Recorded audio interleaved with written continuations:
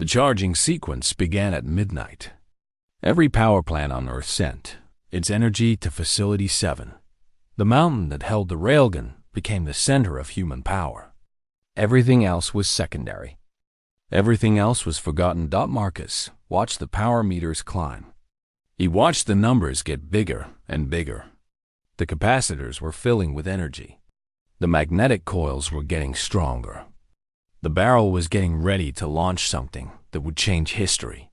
Charging at 90%, Marcus said into the radio. His voice was calm, but his heart was beating very fast. Elena Vasquez was with him. Elena was the second smartest person Jake had ever met. She was checking every system, looking for any problem that might cause a failure. If something went wrong, they would know now. Not when they fired. Not when it was too late. All systems green, Elena said. The barrel is holding pressure. The magnetic field is stable. The targeting computer is locked on the lead ship. In the war room, Jake watched the screens. Outside, the alien fleet was getting closer. The time was running out. Not much time was left. How much longer? Jake asked. Maybe 12 hours, Marcus said. The power is reaching 95%. We should not push it higher than 98%. If we do, we might burn out the systems. Then take it to 98% and keep it there, Jake said.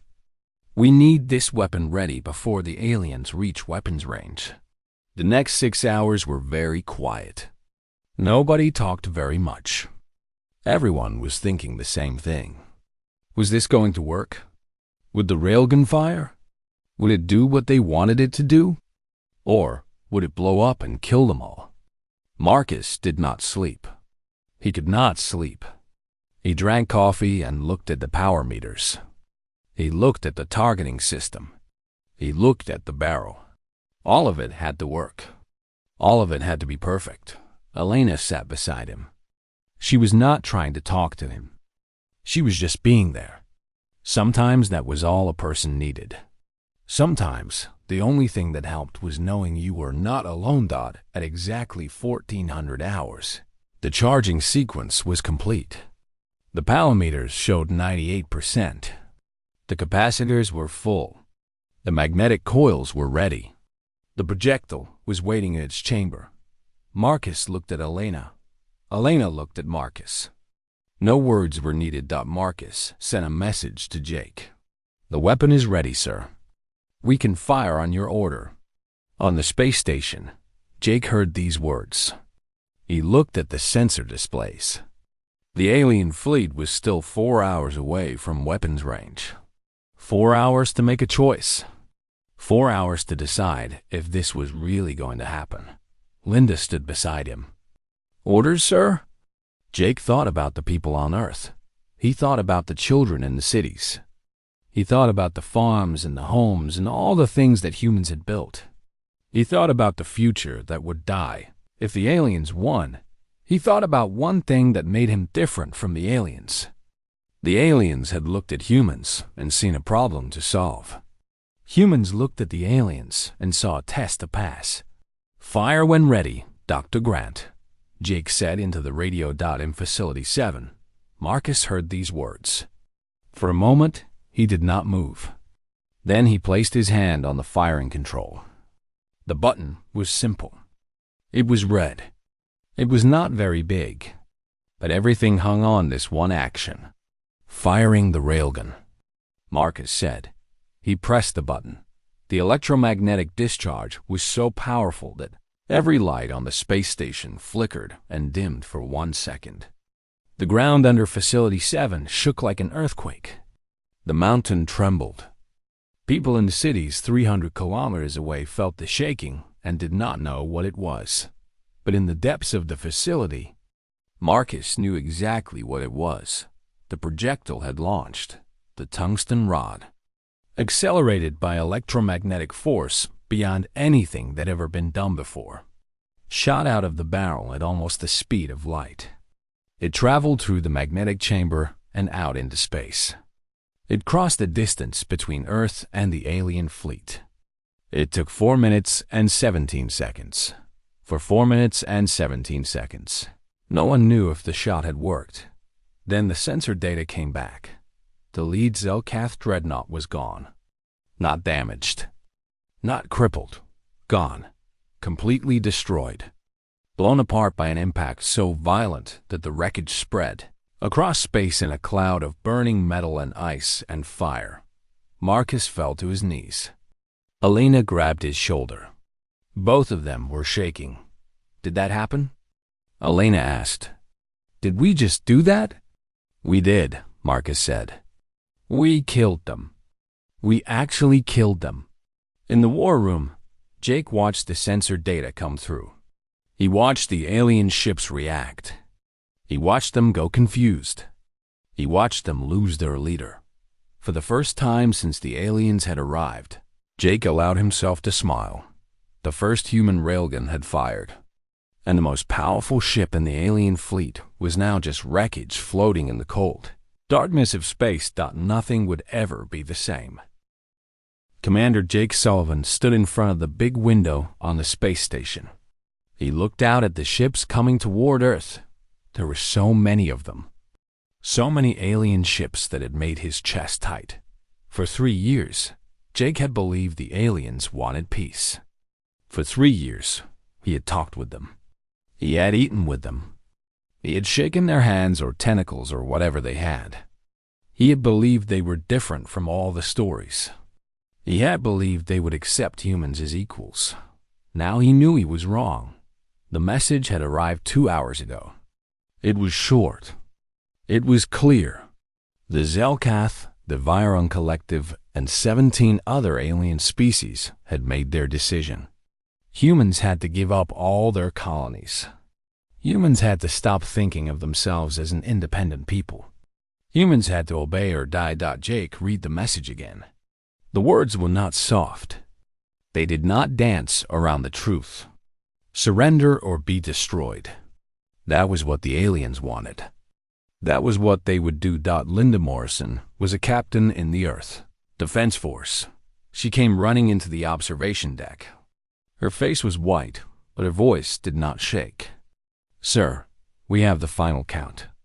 That fleet is not coming to talk. They are coming to fight.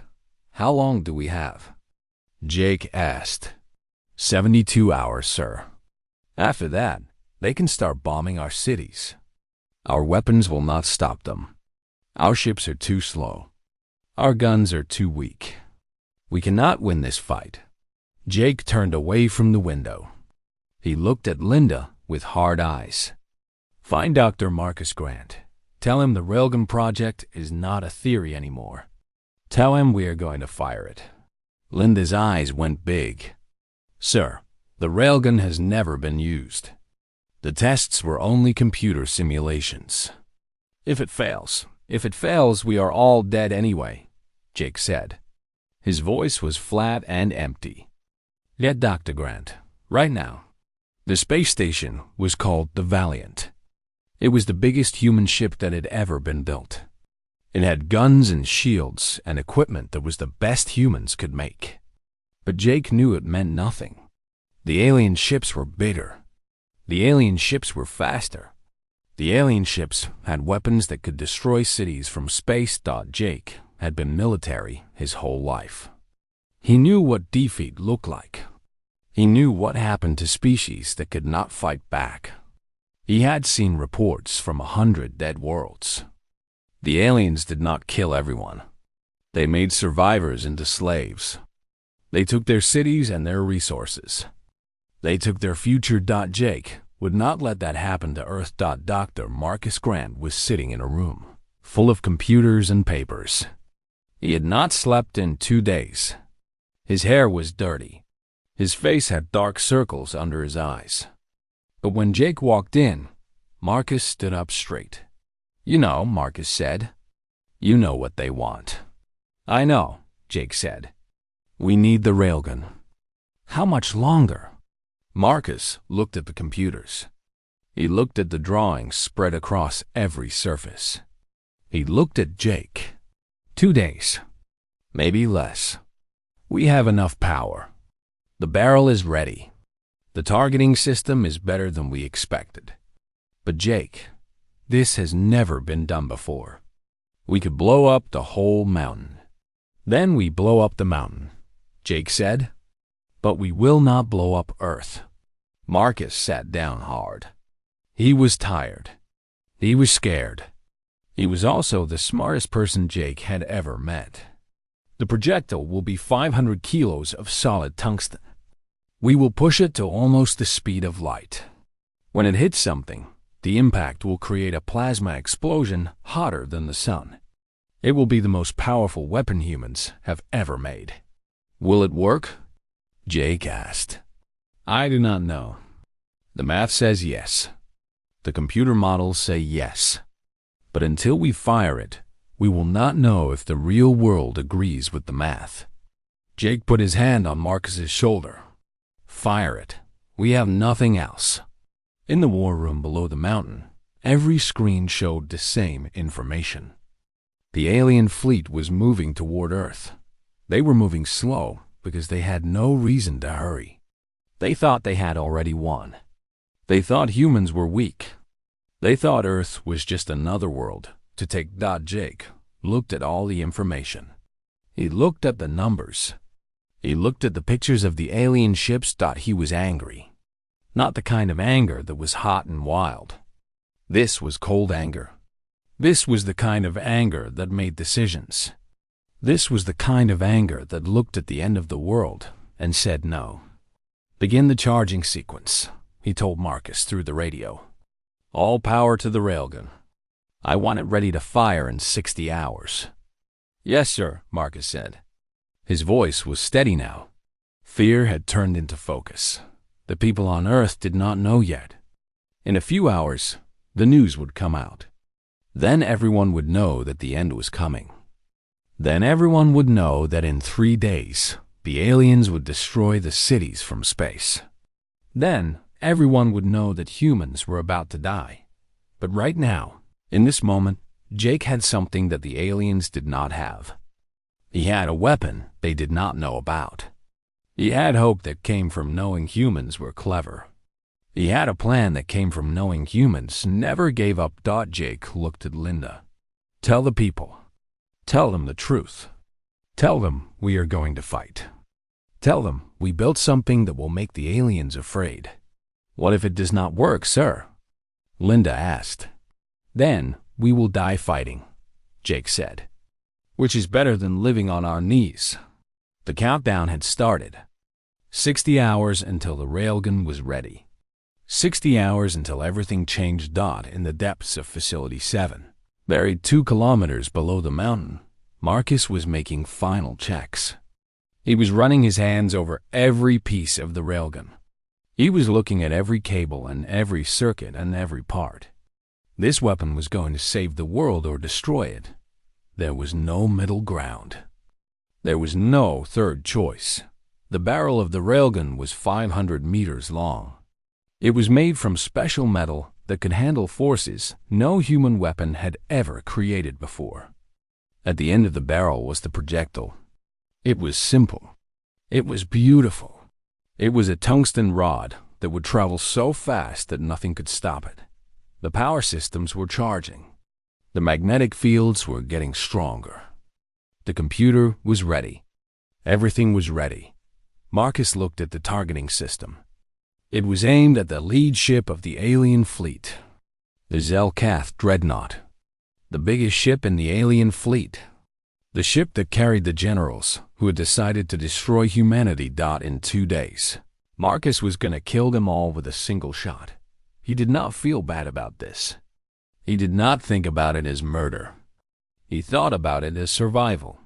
He thought about it as the only choice humans had left. Jake stood in the observation room again. He looked out at the stars. He looked out at the place where the alien ships were coming from. Somewhere out there, the aliens were laughing. They were laughing because they thought the battle was already over.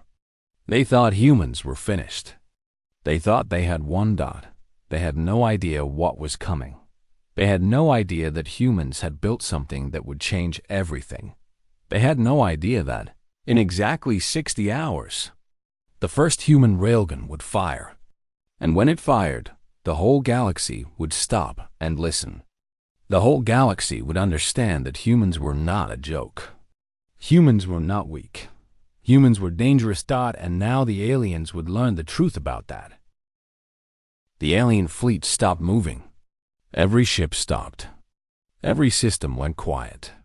For the first time in their military history, the Zelkath had lost a major battle.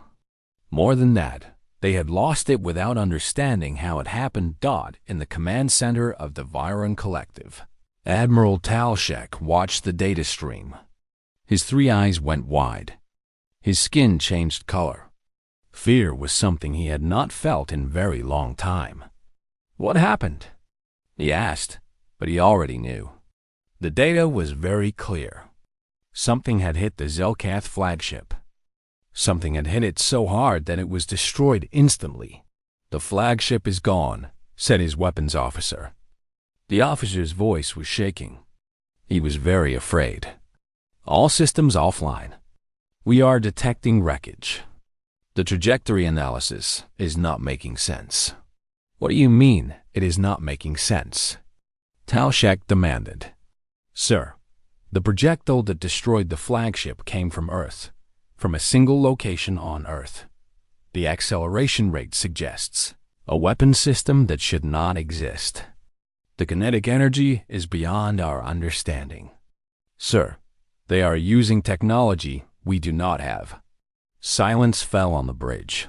All the allied alien fleets were frozen. All of them were looking at the wreckage. All of them were thinking the same thing. Humans had a weapon they could not defend against. Humans had shown that they could kill the biggest ship in the alien fleet with one shot. Talshek looked at his weapons officer. "Can we attack Earth?" "We can try, sir. But if they have more weapons like this one, we will lose more ships. Many more ships. Can we win this war?" The weapons officer did not answer. He did not have to. The answer was in his silence. Back on Earth, in Facility 7, Marcus was checking the systems. The barrel was hot. Very hot. The heat was dangerous. But the barrel had not broken. The structure had held. Everything had worked. Elena was already doing calculations. "We can fire again in 72 hours. If we push the charging sequence, maybe 60 hours. The systems are designed to handle multiple shots. The recoil compensation did not fail. Marcus, we can actually do this." Jake sent a message to Facility 7. "Dr. Grant, stand by for additional orders. The alien fleet is not moving. They are waiting for something." Marcus understood. The aliens were shocked. The aliens were afraid.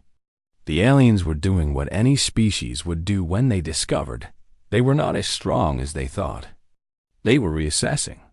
They were wondering if they could win, but they were still there. They still had hundreds of ships. They still had weapons that could destroy cities. They were not going anywhere. Jake made a decision. He sent a message to the Galactic Council. The message was simple. "We are willing to negotiate, but not from a position of weakness. Send your diplomats. Let us talk about what happens next." In the next 12 hours, the alien fleet sent new transmissions. They were different now. They were not demanding surrender. They were asking about the weapon. They were asking about human intentions. They were asking questions like species that understood they might have made a mistake, but the aliens still did not retreat. They were still there. They were still ready to fight if humans gave them a reason to. Linda came to see Jake. She looked tired. She looked scared. But she looked proud. "Sir, the news stations want to know what we did. They want to know about the weapon. They want to know how many more we have." Jake smiled. It was a hard smile. It was the smile of someone who had just changed the rules of the game. "Tell them the truth.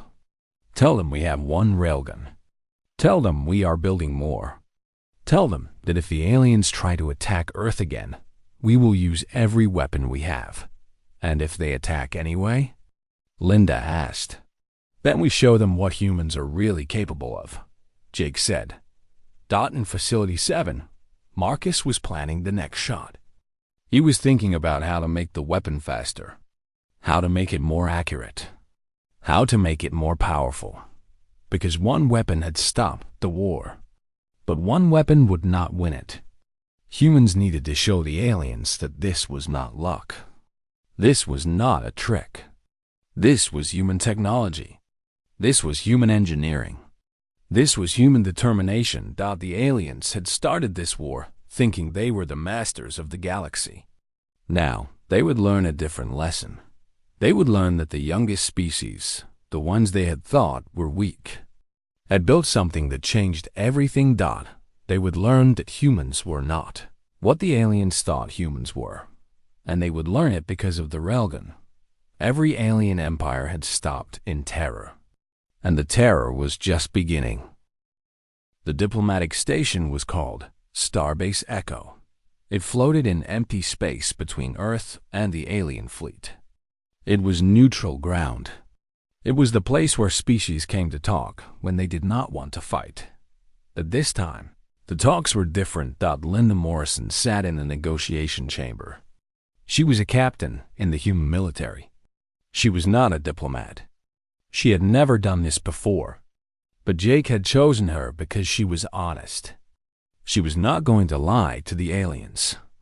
She was not going to play games. Across from Linda sat High Arbiter Zelkan.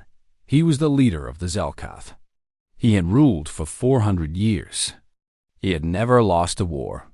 He had never faced a weapon he could not defend against. Until now. Your weapon is impressive, Zelkan said. His voice was controlled, but Linda could hear the anger underneath. But you have only fired it once. You have only one railgun. We have hundreds of ships. We can still destroy your world. Linda stood up. The aliens liked it when you stood up. It meant you were serious. It meant you were not afraid. You are right, Linda said. We have only one railgun right now, but we will have more. Every shipyard on Earth is converting to military production. Within 1 year, we will build 5 more. Within 3 years, we will have enough railguns to destroy your entire fleet. And we will not stop building after that. This was a lie. A beautiful, necessary lie. It would take humans at least 10 years to build 5 more railguns. The resources were not there. The equipment was not there. The knowledge was only in Marcus's head. But the High Arbiter did not know this. You would spend that much? Zelkan asked. You would give up everything to build weapons? I would give up everything to keep my people free, Linda said. She looked directly at Zelkan. She did not blink. You came to my world and said, surrender or die. My people chose to fight, and my people won. Now you have a choice. You can try to attack us again, and we will kill more of your ships. Or you can accept that humans are not a problem to be solved. We are a species to be respected. Around the table, the other alien species were watching this. The Vioman Collective was listening. The Meridian Collective was listening. Everyone was listening because Linda had just changed the entire negotiation. What are your demands? Asked Admiral Tall Shek. Linda sat down. First, every species acknowledges human independence. Earth is not a colony. Earth is not a territory. Earth is a free world with the right to control its own future. Second, all military action against humans stops immediately. Third, we will share the basic principles of our electromagnetic technology with any species willing to sign a non-aggression treaty with Earth. The room became very quiet. The aliens were looking at each other. They were thinking. They were calculating. Finally, High Arbiter Zelkan spoke. You understand what you are saying. You are offering to give us technology that could change the balance of power across the entire galaxy. I understand completely, Linda said. And if you share this technology, the galaxy becomes more balanced. Power is distributed more evenly. No single empire can dominate. And that means peace. The VRN Collective Admiral spoke next. This is a threat disguised as an offer. Yes, Linda said. It is exactly that. You can sign a treaty and keep the current power structure. Or you can refuse, and every major power in the galaxy will get access to Railgun technology. Your choice. It took 12 hours for the aliens to make their decision. They agreed. Every fleet agreed. The non-aggression treaties were signed. The military threat to Earth ended. And humans had changed the balance of galactic power by building one single weapon. Jake watched the treaties being signed on the video feed. He watched High Arbiter Zelkan put his mark on the document. He watched Admiral Talshak do the same. Linda sent him a message. It is done, sir. We won, but Jake did not feel like they had won. He felt like they had survived. The real victory would come later, when humans proved they could do more than just build weapons. When humans proved they could be partners. When humans proved they belonged among the stars. In Facility 7, Marcus was reading about the treaties. He was listening to the announcements. The aliens were leaving. The threat was gone. The war that had nearly ended humanity had ended. Instead, with human victory, but Marcus was already thinking about what came next. We need to build the next generation, he told Elena. The railgun we fired was good, but we can do better. We can make it faster. We can make it more accurate. We can make it so powerful that no one will ever think about attacking Earth again.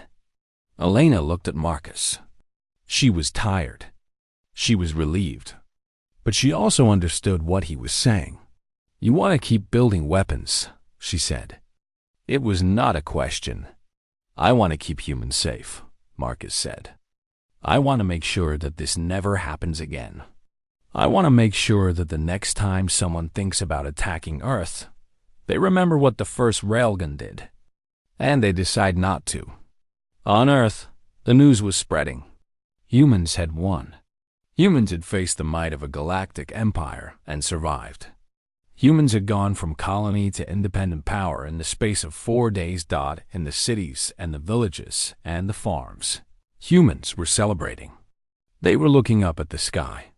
They were looking at the stars. They were understanding that the universe was now open to them. The fear was gone. The doubt was gone. The question, can humans survive in the galaxy, had been answered with a single shot from the railgun. The answer was yes. 1 month after the first railgun fired, the galaxy was different. The treaties were signed. The alien fleets had retreated. The military bases on Earth were now part of an international human defense network. The Facility 7 was not a secret anymore. Everyone on Earth knew about it. Everyone on the entire galaxy knew about it. More important, everyone was talking about what it meant. The Zalcath had ruled for 1,000 years. The Viren Collective had been the strongest military power for 500 years. The Meridian Collective controlled the trade routes for the entire spiral arm. And now all of them were equal to humans. Actually, in some ways, humans were more important because humans had something none of them had. Humans had the railgun. Marcus Grant was still in Facility 7. He had not left in a month. He was working on the new designs. He was planning the next generation of weapon. He was thinking about missiles and satellites and systems that could protect Earth not just from military attack, but from any kind of threat. Elena was working beside him. She was checking calculations. She was running models. She was making sure that the next weapon would be better than the first. The new barrel design will reduce the recharge time to 48 hours, Elena said. If we add the new magnetic coils, we might get it down to 36 hours. Marcus was drawing on a large piece of paper. His drawing showed a weapon that was bigger than the first one, more powerful, more dangerous. What about accuracy? Marcus asked. Better than 99% at maximum range, Elena said. We can hit a target the size of a spacecraft from millions of kilometers away. Marcus nodded. This was good. This was what humans needed. Not just one weapon. A whole system of weapons. A whole network of defense that would keep Earth safe forever. Jake came to Facility 7 to see Marcus. The commander looked older now. 1 month of being in charge of human defense had changed him. His hair had more gray. His face had more lines. The Zelkath are asking about trade, Jake told Marcus. They want human goods, human technology, human culture. They want to know if humans are willing to share more than just weapon designs. Marcus looked up from his drawings. What did you tell them? I told them we would consider it, Jake said. But first, humans need to understand what we are doing. We just went from being the least powerful species in known space to being equal with the strongest empires. That is a lot of change in a short time. Humans are good at change, Marcus said. He returned to his drawings. We change faster than any other species. Give us a year, and we will figure out how to use this power. Linda was now the ambassador to the Galactic Council. She was sitting in meetings with aliens from 100 different species. They were all treating her with respect now. They were all interested in what humans wanted to say. The humans propose a new treaty, Linda said in one of these meetings. A treaty that guarantees the right of all species to develop their own technology. A treaty that says no single empire can control the galaxy. A treaty that says if anyone tries to attack another species, the attacking species will face united opposition. This is a human proposal? Asked a Meridian representative. This is not what I would expect from the species that just destroyed the strongest military ship we have ever seen. Exactly, Linda said. Because humans do not want to be the strongest. Humans want to be safe. And humans believe the only way for everyone to be safe is if no one is strong enough to dominate everyone else. The treaties passed. New rules were created. New laws were written. And humans were part of writing them. On Earth, the children were learning about the railgun in school. They were learning about how humans had faced impossible odds and survived. They were learning that being smart was more important than being strong. They were learning that courage could defeat weapons that seemed unbeatable. Jake stood in the observation deck of the Valiant 1 year later. The alien threat was now just a memory. The treaties were working. The galaxy was actually peaceful because every species knew that another species could hurt them. Power was balanced. Marcus had built 4 more railguns. They were stationed in different locations around Earth. They were not weapons for attacking. They were weapons for protecting. They were the thing that made sure no one tried to hurt humanity again. But Marcus was already working on the next thing. He was working on exploration ships. He was working on engines that could travel faster than anything the galaxy had ever seen. He was working on systems that would let humans reach distant stars. Elena was helping him. Together, they were planning humanity's future, not as a species that hid behind weapons, but as a species that explored, that discovered, that grew. Linda received a message from the High Arbiter Zelkan. He wanted to meet with her. He wanted to talk about something important. When they met, Zelkan was quiet for a long time. Then he said, I made a mistake when I tried to destroy your world. But now I understand something. Humans do not think like we think. You did not build weapons to dominate. You built weapons to protect. That is something we forgot how to do 1,000 years ago. Linda listened to these words. She understood what the Zelkan was saying. The aliens had become too comfortable. They had believed they were the strongest. They had forgotten what it felt like to fight for survival. Humans had reminded them. We do not want to fight, Linda said. We want to work together. All of us. Building something better than what came before. Zhao Kan nodded. Perhaps you are right. Perhaps this new galaxy that humans are creating will be better than the old one. On Earth, in a small village far from any city, a boy looked up at the night sky. He saw the stars. He saw the distant lights of alien worlds.